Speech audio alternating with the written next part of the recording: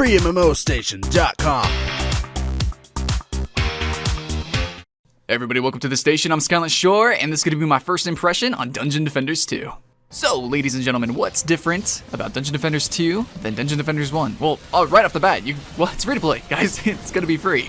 This is going to be a free-to-play game. Let me emphasize that again. Free to play. You can play it for free. Okay, so I'm super excited for this. I think that the barrier of entry for Dungeon Defenders originally wasn't even that high. It was it's not exactly a $60 game, but you totally get enough content out of it for how much it costs. What's also really cool about the game is that it already previously kind of had a free-to-play system in place. I mean, it was a cheap game, but then you purchase these sort of micro DLCs, you know, levels and champions or heroes, whatever, and then you get the different skins. So yeah, they already kind of had like a free-to-play system in place, and I really think Dungeon Defenders 2 is going to benefit from carrying over that system, removing the barrier of entry, and then allowing the free-to-play, life cycle to take place. Because with it being free-to-play, they're going to be able to, or at least be incentivized, to create lots of new characters, lots of new skins, lots of new levels, just lots of stuff for us to purchase and consume, and I think that's great. And already they were doing that previously, so you could definitely expect lots to come for this game. Now, the content that you're watching is pre-alpha, so some things can change. It'll run a little bit better later on when it's better optimized. You're going to be more champions. There's going to be just more levels, more stuff, guys. So keep that in mind.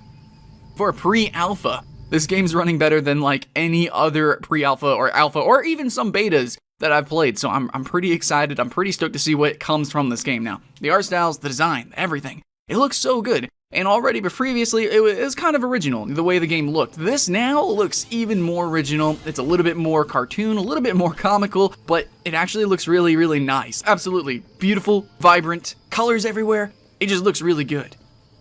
That's the same thing for the characters. I mean, our beloved characters from the previous games have grown up a little bit. I'm pretty excited to see what characters they do bring in. Maybe if we got some totally new characters, or I'm fine if they even bring all the DLC characters from the previous one and bring it over. But anyways, guys, you're going to see my gameplay from the viewpoint of the Apprentice, because overall, I think he's pretty freaking awesome. That's who I play. Who do you guys play? Leave in the comments below. But anyway, so in the alpha that we have access to the original 4 characters of Dungeon Defenders. We have the Apprentice, the Squire, we have the Huntress, and then we also have the Monk.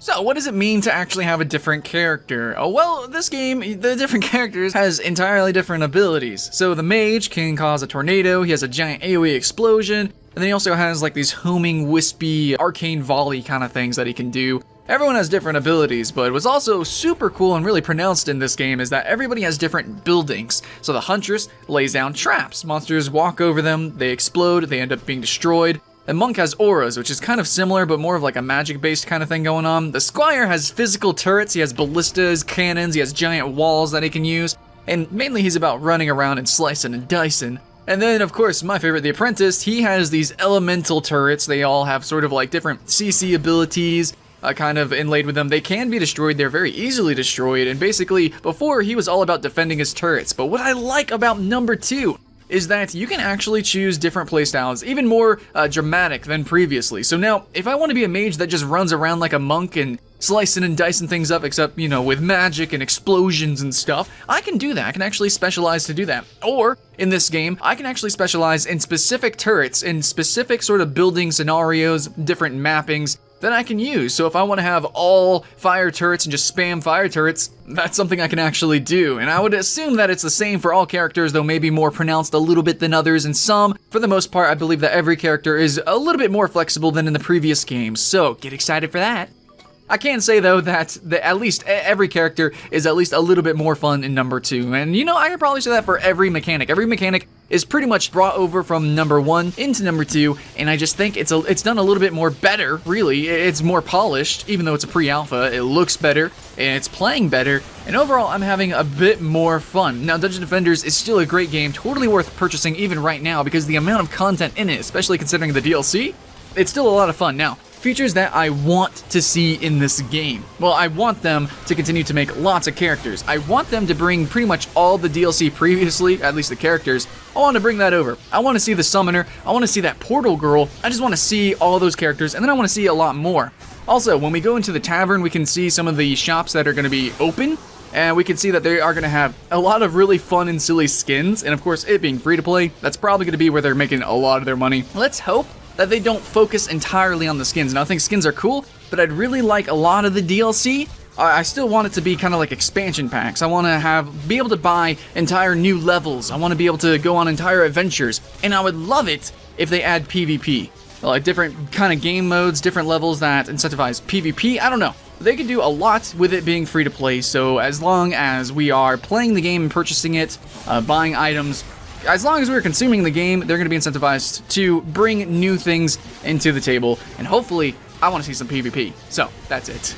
Anyways, guys, hopefully you kind of got a gist of what Dungeon Defenders is. It is $20 right now. You're going to get in-game currency and some in-game, etc., free-to-play stuff so that you can buy heroes, blah, blah, blah. But you don't have to buy it now, guys. It will release, and it will be free-to-play. But honestly, I normally don't do this, but I really am enjoying this so much, and I enjoyed the previous so much, and seeing how this is actually just a step up, how it is carrying over the legacy of Dungeon Defenders, how it's so good. I'm going to suggest you actually go buy Dungeon Defenders, the original, and go and pre-purchase this game. Actually get this game, even though it is going to be free to play, I suggest you spend money on it. I mean, I normally don't do that, guys, so that shows how much I like this game. And a little bit of bias, because I did enjoy the previous one, but I can say that this one is just like number one, except better. Albeit slightly different, a little bit more complicated, and depth is almost never a bad thing. Thanks for watching, guys. I'm Skylant Shore. Make sure you guys subscribe so that you can see other upcoming games that I'm excited for, or maybe, you know, some upcoming games I'm not so excited for. But regardless, guys, stay tuned for more news, first impressions, top 10s, and other goodies from FreeMMOStation.